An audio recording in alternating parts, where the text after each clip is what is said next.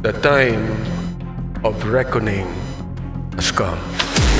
Mr. Speaker, ang mga pogos na ito ay naghuhugas ng pera mula sa mga krimen tulad ng human trafficking, illegal na pagsusugal, bentahan ng droga at cybercrimes. Mr. Speaker, the Joint Committee has identified compelling evidence that necessitates prompt and decisive legal action by the appropriate government agencies, as well as urgent legislative intervention to enact laws and policies that will effectively address these critical issues. Good day, another vlog na naman tayo mga kabong. Yes, it's a good day today talaga kasi ang ganda ng panahon niyo. Mainit, sikat ng araw, tapos yung simoy ng hangin. Overtake muna tayo. Yung simoy ng hangin pag dumadampi sa balat mo, talaga naman damang-dama mo na ang Pasko. Ayan. Pero hindi ko lang alam kung maganda yung araw sa mga DDS, no? Mga diehard Duterte supporters. Dahil inilabas na nga ng Congress yung kanilang report, no, sa kanilang Quadcom series ng hearings ng EJK, drugs, corruption, yung mga pogos. Ayan, napakahaba ng mga na yan. Maabot pa nga ng 9 hours, 10 hours yung series of yan. So basically Quadcom, 4 yan na committee, no? Yung mga chairman yan si Congressman Barbers, Fernandez, Paduano, and Abante. Yan, ang sabi nga ni ang Congressman Abante, a day of reckoning. Yan. So kaya may comment lang tayo o may tanong lang tayo dun sa mga sa mga kapanood dito. Pabor ba kayo na ikulong, no, si former president, si Bato de la Rosa, si Bongo, etc. Ang dami nang binanggit doon, si Ruyima Garma, yung babaeng kernel na jowa daw ni Duterte and everyone, no? So pabor ba kayo doon? So panoorin natin yung yung committee hearing dito sa Congress. Session is resumed. Majority Leader. Mr. Speaker, we are in receipt of the progress report submitted by the chairpersons on the committees of dangerous drugs, public order and safety, human rights and public accounts, popularly known as the Quadcom. Mr. Speaker, I move for the consideration of the progress report submitted by the Quadcom insofar as the facts established, evidence gathered, actions taken, and recommendations for remedial legislation concerning extrajudicial killings, illegal drugs, illegal Philippine offshore gaming operators, and anomalous transactions involving local government units in connection with these unlawful activities. I so move, Mr. Speaker. Is there any objection to the motion of the Majority Leader? The Chair hears none. The motion is approved. Majority Leader. Mr. Speaker, I move to recognize Representative Robert Ace Barbers, chairperson of the Committee on Dangerous Drugs, for his sponsorship speech. The Honorable Ace Barbers is recognized to deliver his speech. Thank you, Mr. Speaker. Thank you, Majority Leader. Mr. Speaker, esteemed colleagues and distinguished guests, it is my honor and privilege to stand before this august body to present the progress report of the Joint Committees on Dangerous Drugs, Public Order and Safety, Public Accounts, and Human Rights, or what is now popularly known as the Quad Committee. This report is not merely an account of our work, Mr. Speaker. It is a solemn commitment to uncovering the truth, upholding justice, and crafting meaningful legislative solutions to address the scourges of illegal drug proliferation, unlawful land acquisition by foreigners, crimes linked to Philippine offshore gaming operators or POGOs, and extrajudicial killings. The formation of the Quad Committee was inevitable. The House of Representatives, under the leadership of Speaker Martin Romualdez, recognized the complexities of these issues required a united and comprehensive approach. Thus, through House Resolution number 1880, the Quad Committee was brought to life. What began as a separate investigations by individual committees soon uncovered a web of interconnections, a Pandora's box of crimes and abuses that tested the very foundations of our institutions. One of the most alarming discoveries stemmed from a routine investigation into the 3.9 billion drug bust in San Jose Malino, Mexico, Pampanga.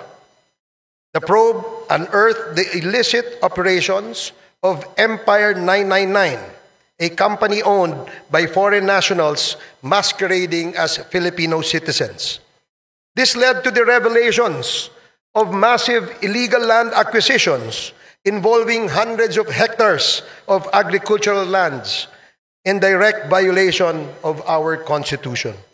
It further exposed suspicious ties between local government officials and foreign syndicates, pointing to corruption and systemic exploitation.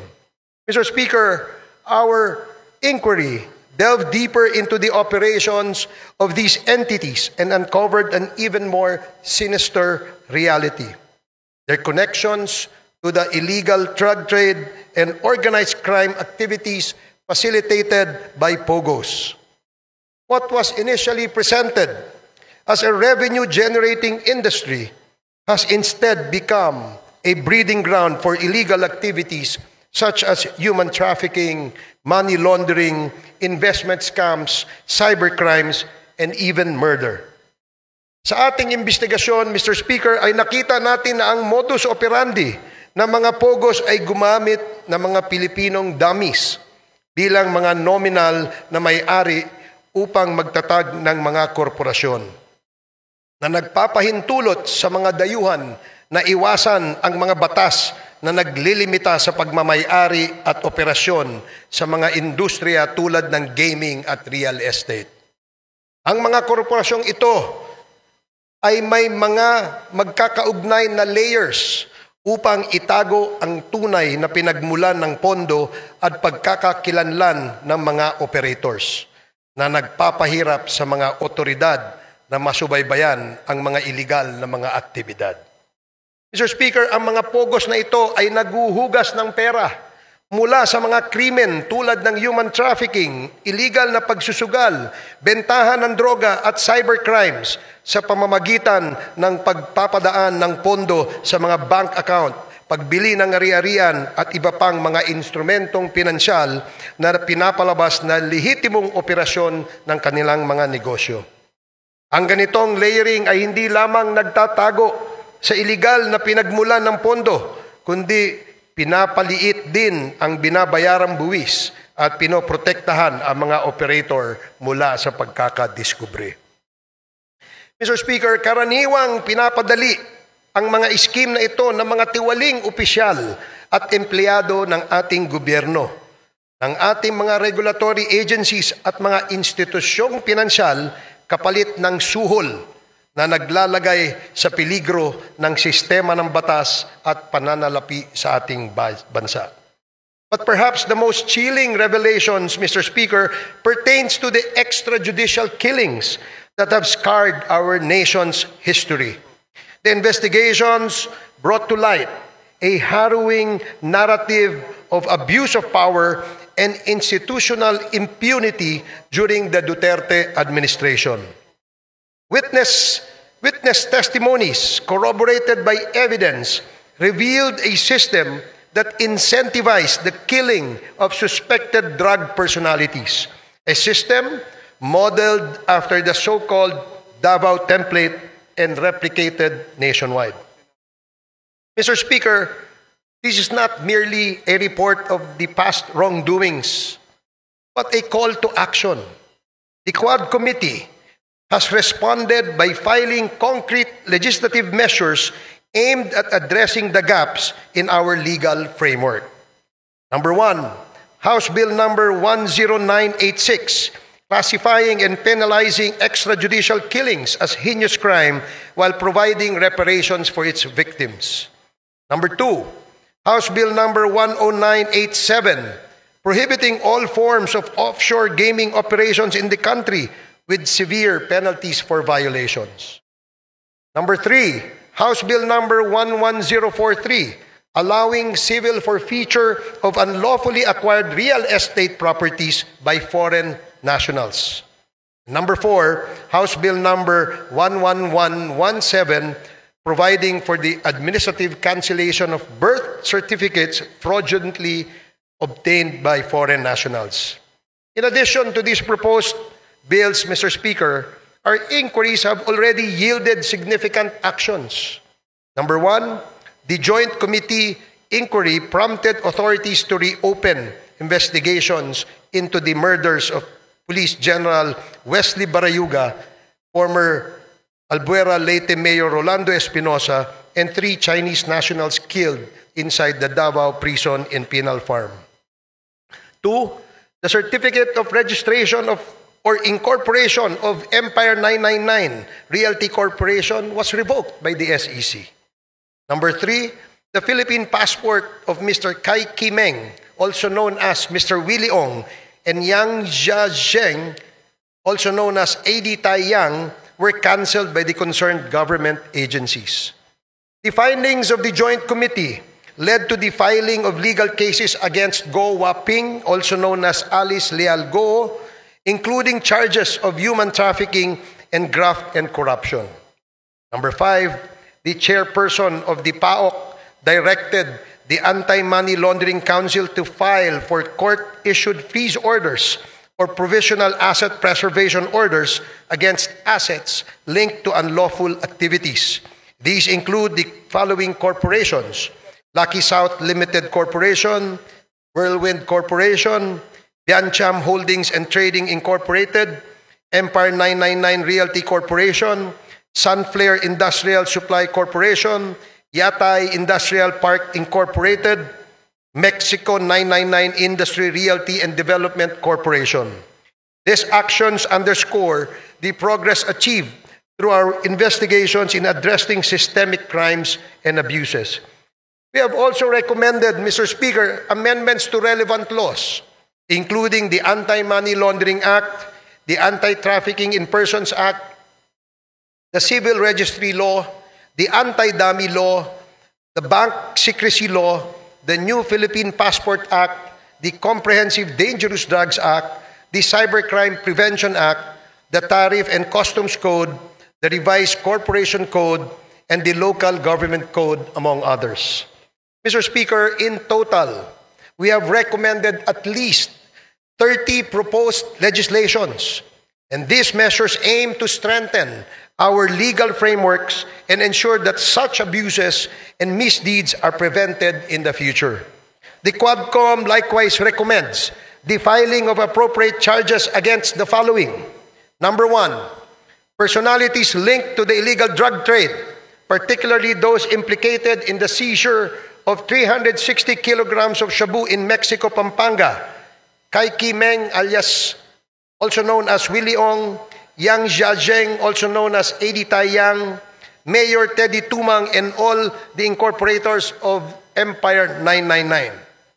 Number 2, perpetrators of crimes against humanity under Section 6 of Republic Act 9851 or the Philippine Act on Crimes Against International Humanitarian Law, Genocide, and Other Crimes Against Humanity. Former President Rodrigo Roa Duterte, Senator Roland Bato de la Rosa, Senator Christopher Lawrence Bongo, former PNP Chief Oscar David Albayalde, former PNP Chief Debold Sinas, Police Colonel Royina Garma, Police Colonel Edilberto Leonardo, and Hermina Muking Espino. Number 3, the co-conspirators in the murder of Chu Kintung, Li Lanyang, and Wong Mengpin, the 3 Chinese nationals killed inside the Davao Penal Prison and Penal Farm on August 13 of 2016. Former President Rodrigo Roa Duterte, Police Colonel Royina Garma, Police Colonel Edilberto Leonardo, SPO4 Arthur Narsolis, and Superintendent Gerardo Padilla. Number 4, individuals involved in the murder of General Wesley Barayuga, Police Colonel Royina Garma, Police Colonel Edilberto Leonardo, Police Lieutenant Colonel Santi Mendoza, former PNP Officer Nelson Mariano, PSMS Jeremy Tox Kausapin, N1 alias Loloy. Moreover, Mr. Speaker, further investigations should be conducted against, but not limited to, the following individuals. Number 1, personalities implicated in the illegal drug trade in relation to the revelations provided by resource persons Jimmy Guban and Mark Taguba, Representative Paulo Duterte, Councilor Nilo Abilera Jr., Mr. Paul Gutierrez, Mr. Benny Antiporda, Mr. Jojo Bacud, a certain Tita Nani, and Mr. Allen Kapuyan. Number 2, personalities identified to be involved in the illegal drug trade during the course of the legislative hearings: Hong Ming Yang, also known as Michael Yang; Wei Xiong Lin, also known as Alan Lim; Charlie Tan, and Mr. Sammy Uy. Number 3, personalities involved in POGO-related illegal activities: Attorney Herminio Harry Roque Jr., Catherine Cassandra Leong, Go Waping, or also known as Alice Leal Go, Yang Jian Sin, also known as Tony Yang, and Hong Jiang Yang, the younger brother of Tony Yang and Michael Yang. Mr. Speaker, our work is far from over. The Quad Committee's progress thus far is a testament to what we can achieve when we confront corruption and criminality with courage and resolve. However, it also underscores the magnitude of the challenges we face. This is a defining moment for this Congress, Mr. Speaker. It is an opportunity to uphold the rule of law, protect our nation's sovereignty, and deliver justice to those who have been wronged. I urge my fellow legislators to give this report the attention it deserves and to support the proposed measures that will ensure these injustices are never repeated. Together, let us take the necessary steps to restore faith in our institutions and reaffirm our commitment to the Filipino people. Maraming salamat and Merry Christmas, Mr. Speaker. Thank you very much. Majority Leader. Mr. Speaker, I move to recognize Representative Bienvenido M. Abante Jr., Chairperson of the Committee on Human Rights, to deliver his sponsorship speech. The Honorable Abante is recognized to deliver his sponsorship speech. Thank you, Mr. Speaker. Honorable Speaker and distinguished colleagues in Congress, at lahat po ng ating mga kababayan na nakikinig dito at sa ating website ngayong hapon na ito. Gusto ko lang pong sabihin unang-una, Mr. Speaker, the time of reckoning has come. Nakalagay po sa Matthew chapter 7 and verse number 2. For with what judgment ye judge, ye shall be judged. And with what measure ye meet, it shall be measured to you again. Kung iniisip po natin na magagawa mo ang gusto mong gawin, na hindi mo sinusunod ang saligang batas, dahil nasa kapangyarihan ka, nais kong sabihin, Mr. Speaker, na matatapos din ang mga bagay na yan at ikaw ay hatulan ng taong bayan. Ito pong House of Representatives ay ang bahay po ng taong bayan.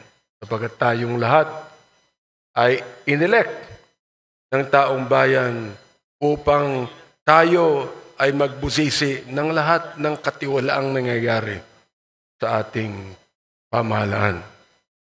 I consider this a divine blessing to be able to rise today as the chair of the House Committee on Human Rights and co-chair of the Quad Committee to share the initial findings and recommendations of our inquiry, particularly into the extrajudicial killings that occurred during the previous administration's war on drugs.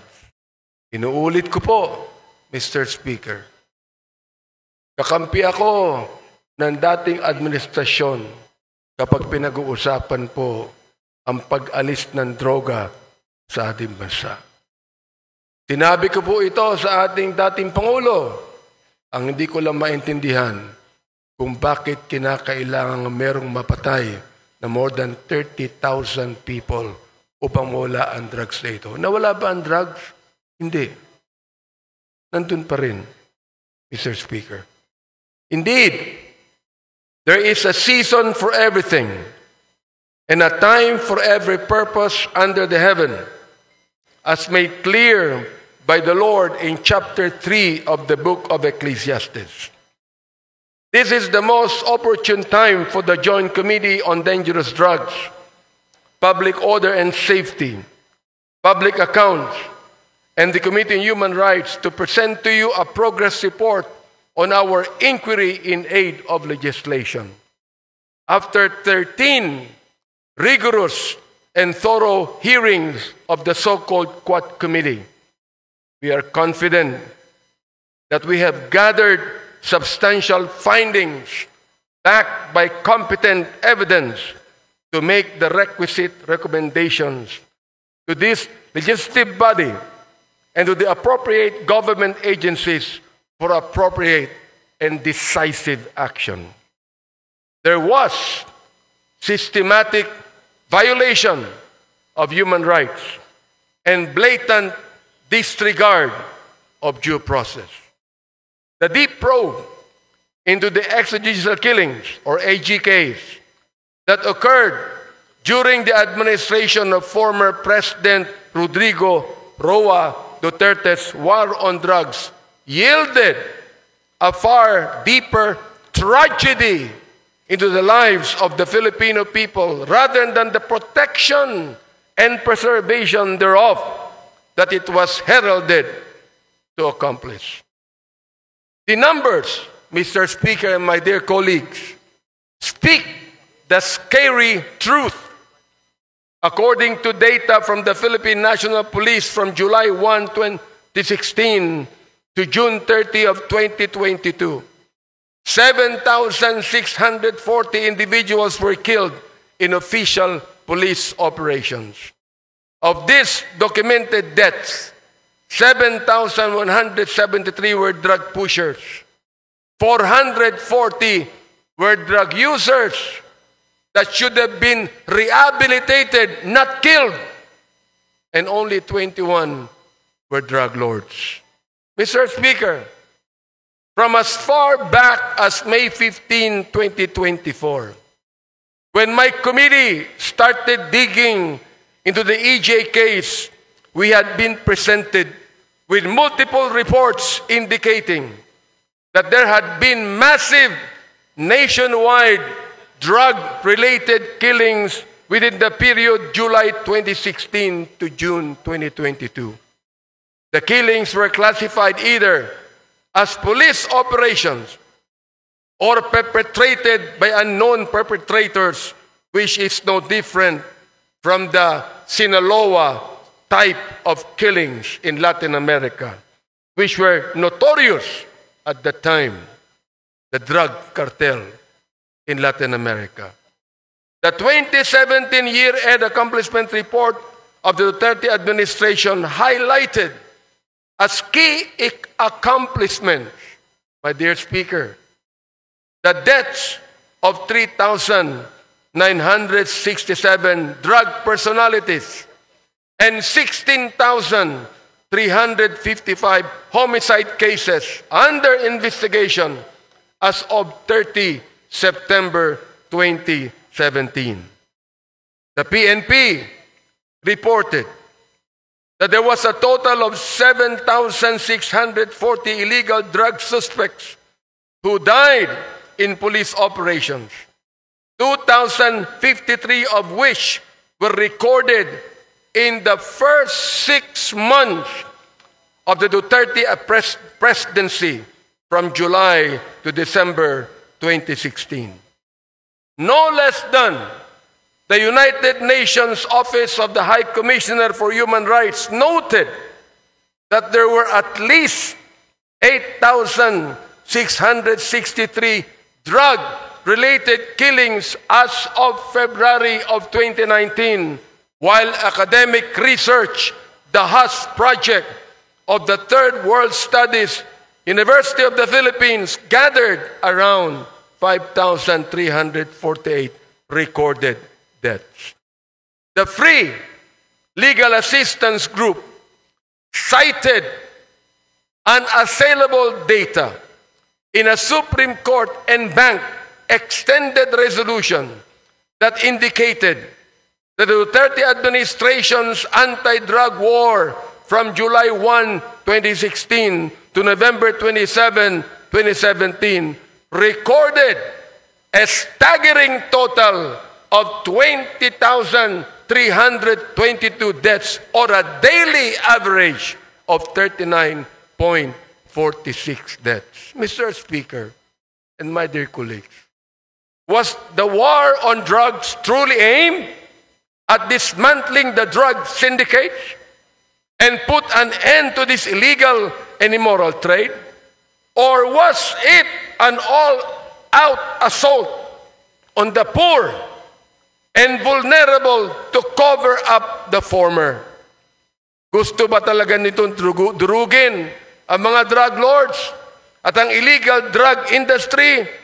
O durugin lamang ang mga mahihirap upang pagtakpan ang mga may kinalaman o kaugnayan sa problemang ito?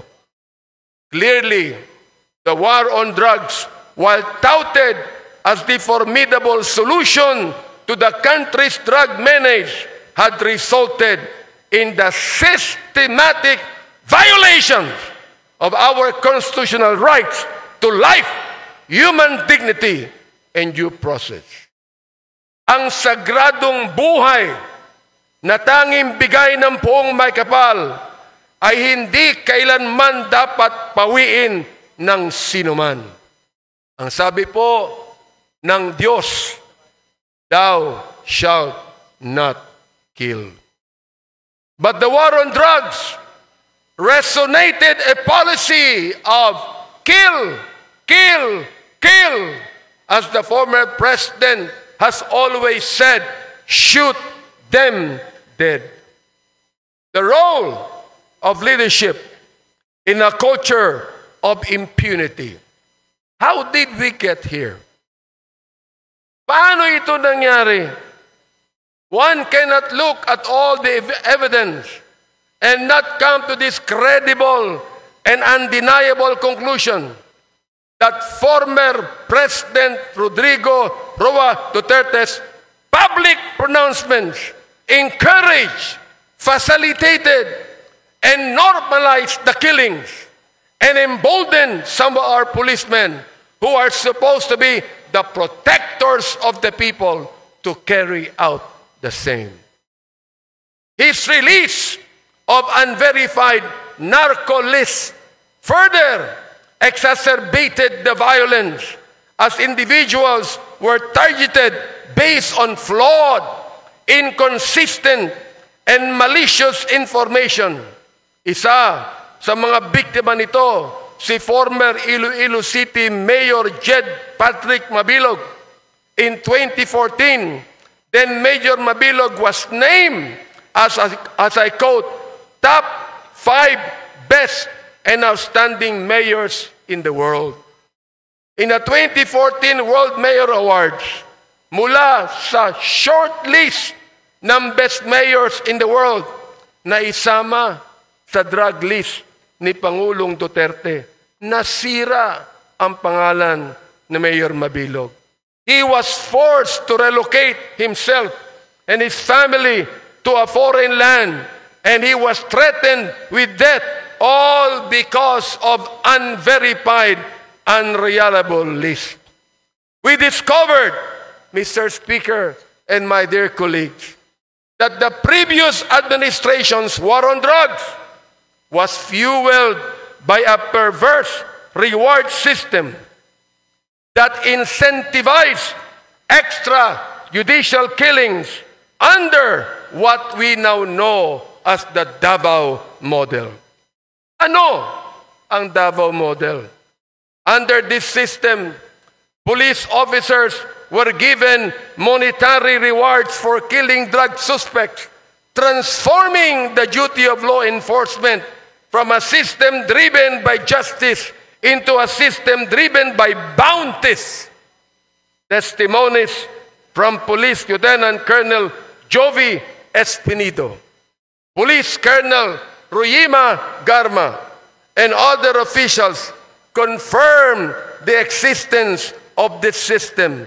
Malinaw ang testimonya nila. Salapi ng sagradong buhay, Mr. Speaker. In a civilized society that upholds the rule of law and due process, there is no rhyme or reason for such diabolical attacks on the sanctity of life on every human being. But it was President Duterte himself who provided the legal cover for those killings. The narrative of nanlaban or fought back became the legal justification for these operations, as PRRD himself encouraged officers to provoke suspects into resisting arrest, which was he admitted in one of the hearings conducted, providing legal cover for the use of lethal force. That's the reason why I even asked the question to our former president, was your policy a personal policy, or was it based upon the Constitution? There was a grand conspiracy. In the course of our hearings, we exposed disturbing cases where killings were carried out for monetary rewards or as part of orchestrated operations. First, the 3 Chinese nationals and convicted drug lords, Chu Kin-tung, Li Lanyang, and Wong Mengpin, were killed under orders for a payment of 1 million pesos per person. During our hearings, person deprived of liberty, Leopoldo Tan, testified that former President Duterte personally congratulated officials involved, saying, and I quote, "Congrats, Superintendent Padilla, job well done." Pero grabe yung ginawang dinuguan. End of quote. Alam ko, ibabas na naman ako na ma-DDS pagkatapos nito. Gusto kong makinig kayong lahat. Alamin nyo nung muna ang batas. Bago nyo kami murahin, bago nyo kami latiin, alamin nyo muna ang batas. Sapagkat dito po, sa house na ito, ay pinaglalaban namin hindi lamang ang katuwiran ng bawat tao, kundi ang tinatawag nating sanctity of life. Second, the assassination of Police General Wesley Barayuga, na binanggit na ng aming chairman. Witnesses testified that Barayuga was killed under instructions from police officials with a reward of 300,000 pesos given for his murder. Police Colonel Grijaldo, na kinontempo namin sa aming last Quadcom hearing. Nandito po siya ngayon. Maaaring narinig niya. Anong ginawa niya nung siya ang Chief of Police ng Mandaluyong City? Nang general na ito ay pinatay doon sa Mandaluyong, walang police report, walang investigation report, walang ginawa ang Chief of Police na ito. Siya ba'y tinanggal sa pagiging chief of police? Hindi, mga kaibigan. Samantalang yan palagi ang SOP ng Philippine National Police. We heard testimony that revealed that police officers had killed quotas and were rewarded for complying with them. Police Lieutenant Colonel Espinido detailed that a 20,000 peso reward was paid per kill. Yan po ang kanyang statement. Our investigation also unearthed cases where the drug war served as a tool to eliminate competition among drug syndicates. Witnesses such as Mr. Kerwin Espinosa and former police officials SPO3 Artunio Las Cañas and Police Colonel Eduardo Acerto revealed the dark reality of a policy that prioritized kill, kill, kill over jail, jail, jail. Mr. Speaker, more data revealed how every effort was made to ensure that those involved in these killings were spared from the consequences of their actions. Of the over 8,351 deaths, the PNP's Internal Affairs Service reported that 99.17% of cases resulted in the exoneration of police officers. Just imagine. Of the 32,803 policemen charged for operations, only 30 were dismissed. These numbers expose a justice system that failed the victims and their families. Out of all this bloodshed, ano naman ang naging impact sa paggamit ng droga? Mr. Speaker, the Dangerous Drugs Board admitted that the drug war resulted in only a slight decline in drug use. The figure of 4 million drug users that former President Duterte cited at the start of his term had no verified basis. Sinabi pa niya na itong si Adolf Hitler pumatay ng 3 milyon ng mga Hudyo. Mali pa ang sinabi niya. 6 million po ang napatay niya. Kaya dapat patayin ang 3 milyon ng mga drug pushers. Ganun po ba ang dapat katawiran ng isang pangulo ng isang democratic country? Hindi po tayo terorista. Hindi tayo komunista. Hindi tayo diktadorya. Tayo po ay demokrasya. Mr. Speaker, as a result of this hearing, we filed House Bill number 10986, an act classifying and penalizing extrajudicial killings as a heinous crime, providing reparation for the victims, and strengthening the mechanism for its prevention.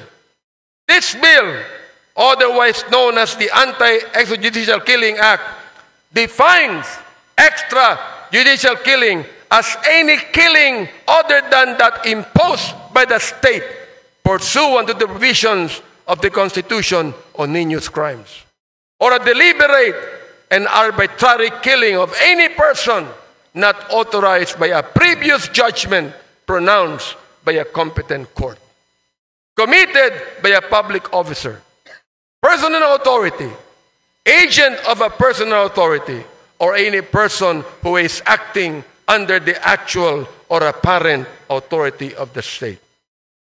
Under this measure, extrajudicial killing is classified as a heinous crime, punishable by life imprisonment. Monetary reparation between 250,000 pesos to 500,000 pesos, as well as a non-monetary reparation, will be granted to victims and their families to be determined by the Extrajudicial Killing Claims Board proposed under the bill. Sana po, maging batas na po ito. Next, we recommend the passage of a death in custody or under Police Operations Act. This will institutionalize official recording and reporting of deaths during police operations in custody with mandatory annual reports as submitted to Congress, DOJ, and the CHR. The establishment of a national interagency investigative body, an independent agency tasked to investigate EJKs and the other human rights abuses committed by state and non-state actors. The creation of an independent international affairs service that is autonomous to ensure accountability free from the PNP influence. We also recommend the filing of appropriate charges against officials responsible for these atrocities. We recommend that cases be filed under Section 6, Crimes Against Humanity, under the International Humanitarian Law, Republic Act 9851, against former President Rodrigo Roa Duterte, Senator Ronald Bato de la Rosa, former PNP Chief Oscar David Albayalde, and former PNP Chief De Bolsinas, among others. We also recommend reparations for victims of EJKs, strengthening the Commission on Human Rights, and enacting prevention measures to ensure that none of these horrendous abuses to human rights will ever happen again. Mga kababayan, as stewards of justice and as the representatives of our people, it is our moral and sacred duty to hold the perpetrators accountable and to uphold the value of every human life. Nais ko sang sabihin sa inyo na ang distrito ko po ay drug-free. Pero walang napatay. Kahit isa. Pwede naman pala eh. Pwede naman pala na ang isang syudad, ang isang bayan, ang isang distrito, pwedeng mawala ang drugs na hindi mo kinakailangan pumatay. Mga kaibigan, my dear speaker, my dear colleagues, I know that this is a season of giving, love, and forgiveness. And may this also be a season of healing, but never giving up on justice and truth. Maraming salamat po at maligayang Pasko sa inyong lahat.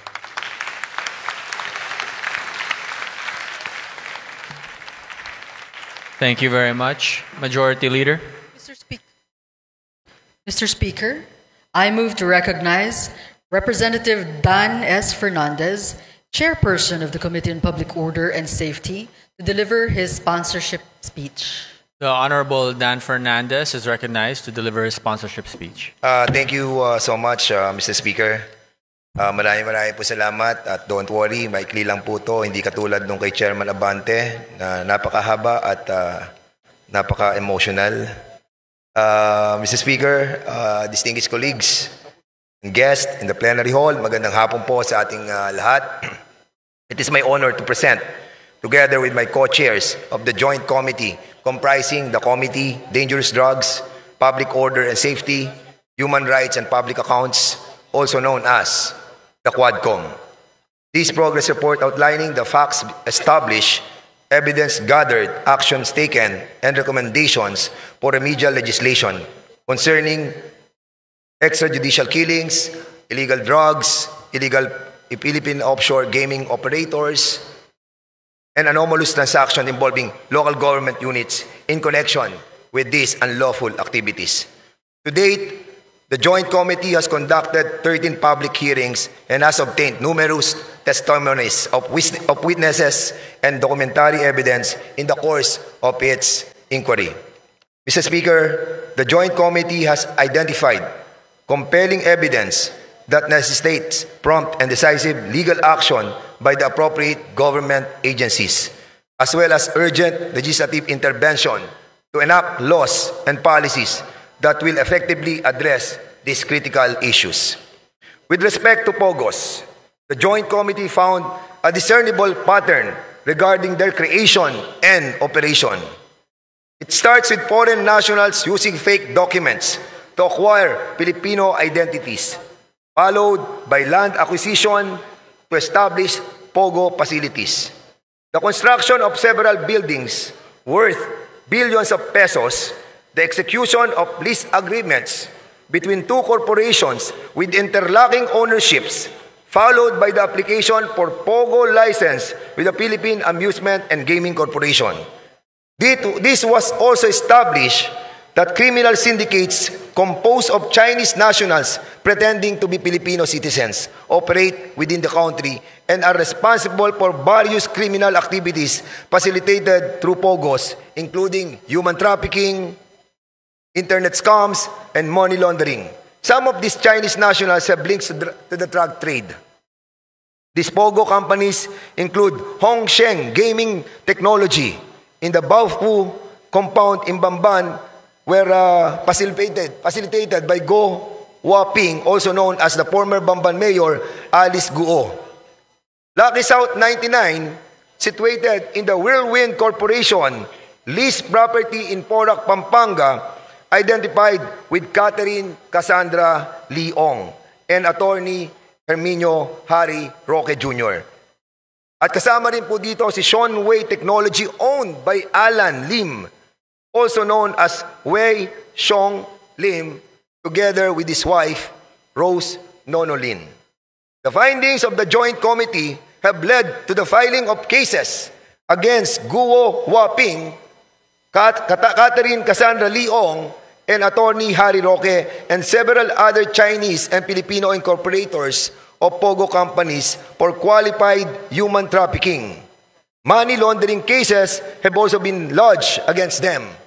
Aside from Guo, Ong, and Roque, the Joint Committee recommends that criminal investigations be commenced to look into the involvement of other key personalities such as Hong Ming Yang, also known as Michael Yang, his elder brother Yang Jian Xin, also known as Tony Yang, and spouses Alan Lim and Rose Nono Lin into illegal POGO activities. As a result of the joint hearings, the Anti-Money Laundering Council was directed to apply with the court for the issuance of a freeze order covering the assets related to the unlawful activities of Lucky South 99, Whirlwind Corporation, and Bian Cham Holdings. Furthermore, as a result of the findings into the illegal activities of POGOs, this representation and fellow members of the Joint Committee filed House Bill number 10987, or the proposed Anti-Offshore Gaming Operations Act. The bill seeks to establish ironclad provisions against the resurgence of POGOs in the country and repeals two laws related to the offshore gaming. Executive Order number 13, issued by former President Duterte, and Republic Act number 11590, or the law taxing POGOs. In relation to POGOs, we filed more significant pieces of legislation. House Bill number 11043, which seeks to provide for a civil forfeiture in favor of the state of any unlawfully acquired real estate properties by any foreign national. And a third measure, House Bill number 11117, which seeks to provide for the administrative cancellation of birth certificates fraudulently registered by foreign nationals. The Joint Committee has recommended several other remedial legislations, including the following: Amendment to Republic Act number 9487, further amending Presidential Decree number 1869, otherwise known as the Charter of the Philippine Amusement and Gaming Corporation, so that PAGCOR shall have the exclusive authority to authorize, license, and regulate games of chance. Number 2, Amendment to Republic Act number 10175 or the Cybercrime Prevention Act of 2012 to expand the definition of service providers, widen the scope of offenses, and strengthen the Cybercrime Investigation and Coordinating Center. Number 3, Amendment to Republic Act number 10591 or the Comprehensive Firearms and Ammunition Regulation Act to provide stiffer penalties for the illegal transfer or registration of firearms. Number 4, amendments to Republic Act number 11055 or the Philippine Identification System Act to impose stiffer penalties for the willful falsification or sale of fake PLC's IDs. Number 5, amendment to Republic Act number 11934 or the Subscriber Identity Module Registration Act to limit the number of blank SIM cards that are sold to resellers or to require the pre-activation of SIM cards that are sold in bulk quantities. And lastly, amendment to the Charter of the PBDEC Industrial Authority to empower the corporation to fully exercise its visitorial and inspection powers over all locators and service providers operating inside the industrial state located in the municipalities of Tagoloan and Villanueva in Misamis Oriental. Mr. Speaker, beyond these legislative initiatives, beyond the possible filing of cases, I wish to highlight the suffering and abuse that many trafficking victims have endured at the hands of these evil POGO operators. The trauma, their deaths can never be rectified by laws alone. We must fight to ensure that they obtain justice and are afforded counseling and rehabilitation. Let us not leave them by the wayside. Ang karumal-dumal na gawain na kapaloob sa operasyon ng POGO ay isang bagay na hindi maitatago ng mga taong nakinabang sa operasyon na ito. Politiko, negosyante, mga banyaga at marami pang iba. Itago man, pilit man, ay kusa namang ilalabas ng tadhana ang katotohanan kung ano ang dilim sa likod ng operasyon ng sugal na ito na sumisira sa kaayusan at imahe ng ating bansa.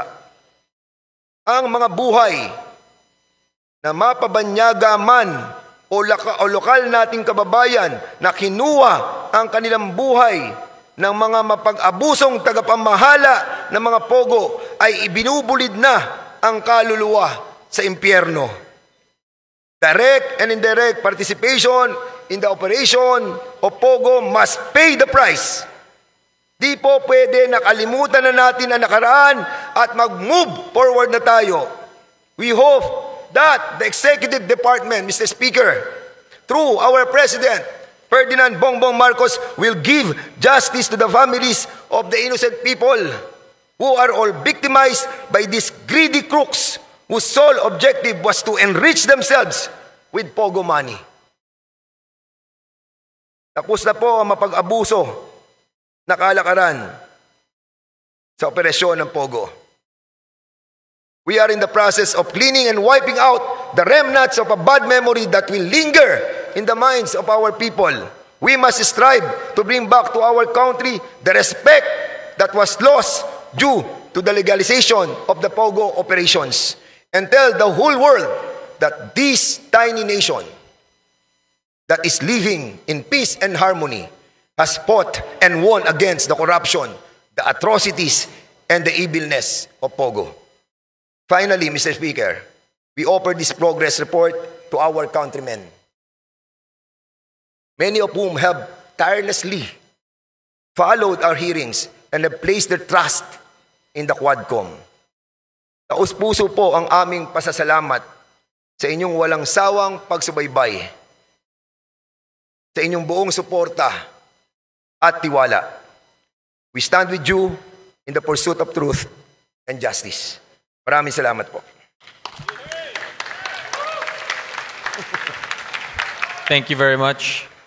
Majority Leader. Mr. Speaker, I move to recognize Representative Joseph Stephen Carapsas Paduano, Chairperson of the Committee on Public Accounts, to deliver his sponsorship speech. Representative Paduano is recognized to deliver his sponsorship speech. Thank you, Mr. Speaker. Thank you, Majority Floor Leader. Mr. Speaker, my dear colleagues, ladies and gentlemen, good afternoon. Mr. Speaker, before I proceed, once again, let me remind my co-chair, Chairman Abante and Chairman Dan Fernandez, for not once again following our agreement, for not exceeding at least the maximum 10 minutes in their speech. Mr. Speaker, at the outset, I would like to express my gratitude to the leadership for allowing me to be a part of this endeavor, which I believe will greatly contribute to the nation. It is truly a great privilege to serve the country. The Joint Committee has conducted 13 public hearings and has obtained numerous testimonies of witnesses and documentary evidence in the course of its inquiry. After a thorough review of the pertinent information within each possession, the Joint Committee has identified compelling evidence that necessitates prompt and decisive legal action.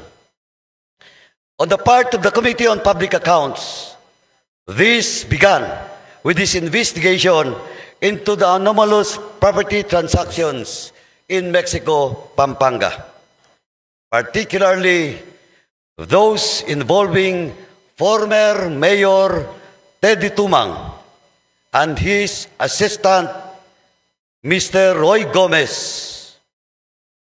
It is now still at large because of the contempt order coming from my committee. The name of a certain Eddie Tayang surfaced, who sold land to the municipality of Mexico, Pampanga, at artificially inflated prices. In collusion with the local officials, Mr. Yang purchased agricultural land, then had it reclassified as commercial, industrial, to increase its value despite lacking the necessary legal requirements. To give you an idea, Mr. Speaker, the parcel measures 10,000 square meters as the lot was classified as agricultural at the time Mr. Yang acquisition. Each price per square meter was approximately 300 pesos, consistent with the prevailing rates for agricultural land in the area. With the lot reclassified as industrial, Mr. Yang sold it to the municipality for 29,500,000 pesos or 2,700 pesos per square meter. This is why we investigated this issue and discovered that it has long been a modus operandi within agricultural lands are classified without following the proper process. In our investigation, Mr. Speaker, we summoned Mr. Tayang, and he claimed to be a legitimate businessman and a natural-born Filipino. However, when we asked him for documents, he was unable to provide any documents and eventually stopped attending the hearings. With the assistance of various government agencies, we later discovered that Mr. Yang held a Chinese passport under the name Jia Jingyang. This is where a suspicion began that there are Chinese nationals who falsified their citizenship in order to purchase land and establish businesses in the Philippines. Eventually, we proved that we are not mistaken. The Committee on Public Accounts investigation into Mr. Teddy Yang, Mr. Roy Gomez, and the former Mayor Teddy Tumang uncovered a network of illicit activities that pose a significant threat to our national security and economy. Additional investigation have linked Mr. Yang to Mr. Willie Ong, a suspected drug trafficker.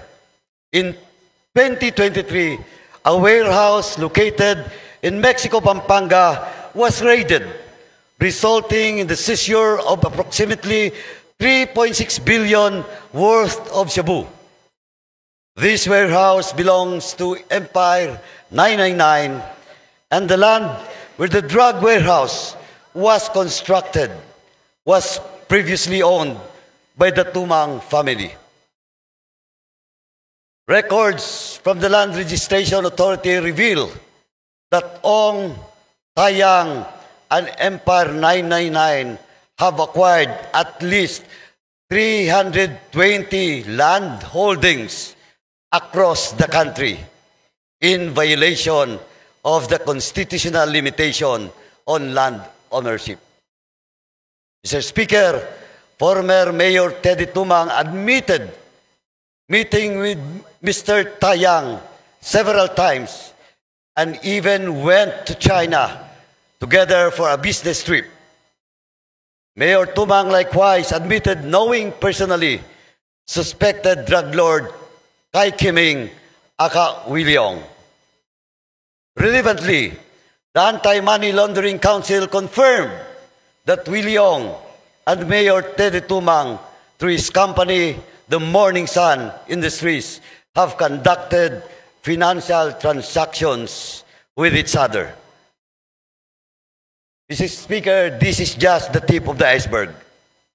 As we have received numerous reports of similar cases happening across the country, the tactic involves falsifying Filipino citizenship to purchase land and establish businesses with these individuals holding influence over certain local politicians who have sold their integrity to these illegal Chinese nationals. Because of the aforementioned findings, the Joint Committee came up with several remedial legislation to address the issues, and namely House Bill number 11043 and House Bill 11117, as mentioned by Chairman Ace Barbers. These bills are vital in addressing the growing threat posed by influx of foreign nationals involved in illegal activities, including those connected to the POGO industry and other forms of corruption. Through these legislative measures, we intend to strengthen our national security, uphold the integrity of our citizenship laws, and protect the Filipino people and our land from unlawful foreign influence. In conclusion, Mr. Speaker, I urge the members of this esteemed body to fully support these measures, and as they offer essential steps towards securing our national sovereignty, protecting our land resources, and ensuring the integrity of our citizenship laws.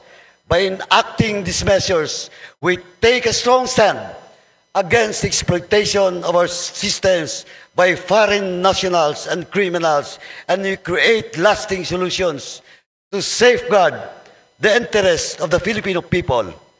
Let us work together to protect our sovereignty, uphold justice, and strengthen the rule of law for the benefit of the future generation. Before I end, Mr. Speaker, once again, let me stress for Chairman Barbers and myself, we are not running anymore in this forthcoming election. Ano po ang para sa amin?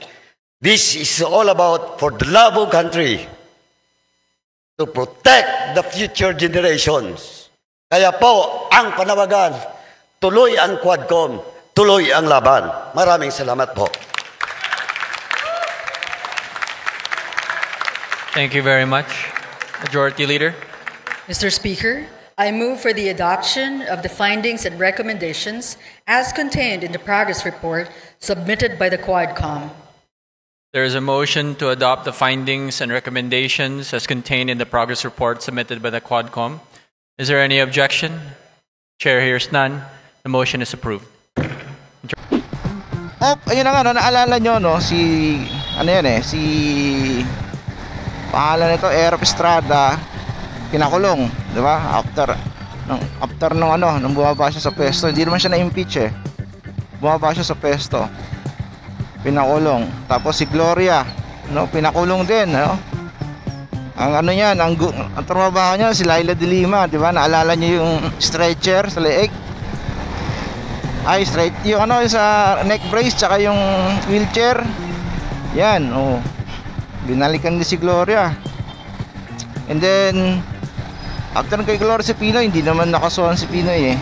So ito ngayon, Duterte, binabalikan na siya ng mga pinagagawa niya before.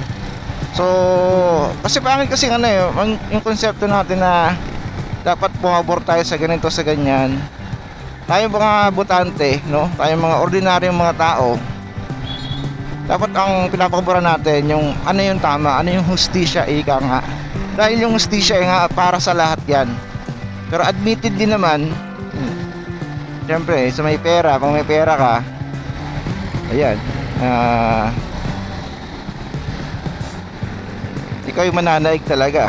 Ikaw yung mananalo sa kaso, or hindi ka makakasuhan pag marami kang pera. Pero tingin ko pag yan inumpisahan na gumulong yung yung report na yan, makukulong yan. Tingin ko lang dahil non-bailable yung mga crime committed doon sa hearing na yon. Nakakalungkot lang marami pa rin tao na sampalataya dito sa mga politiko na to, na pagharap-harapan na nagdudumilat na ika nga yung ebidensya sa mga mukha nila, and yet best president pa rin sabihin na natin may nagawa, pero kung nag-aral ka ng management, the end does not justify the means. Kung naiintindihan nyo yan, kasi maaaring effective ka pero maraming namatay, di ba? Hindi pa rin yun, hindi pa rin yung goods na leadership. So ayan, anong comment nyo dito sa sa Congressman Don Fernandez, pangalan nandito. So anong comment nyo dito sa sa hearing na to, o yung result ng Quadcom hearing?